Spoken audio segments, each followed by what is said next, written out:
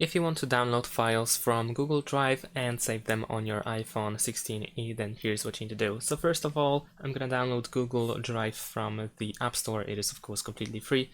You can do it. You can do it on your iPhone as well. Simply type Google Drive or something like that, and you should be able to easily find the app on your phone. And of course, if you open it, you will have to sign in. So just proceed.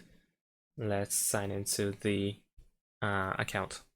So once you find the file that you wish to save, one of the ways to download the file to your iPhone is by tapping on the three dots next to the file, and then over here you might be able to find the download option. However, in my case, I actually do not have that option, so what I can do is choose Open In. So let's choose Open In, and after that we can choose Save to Files.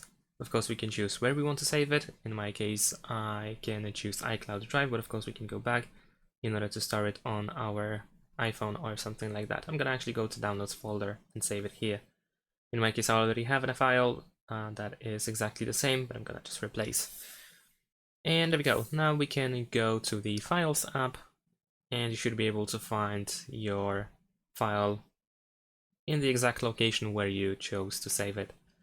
And that's pretty much it. Thanks for watching, leave a like and subscribe to my channel, and see you in my next videos. Bye!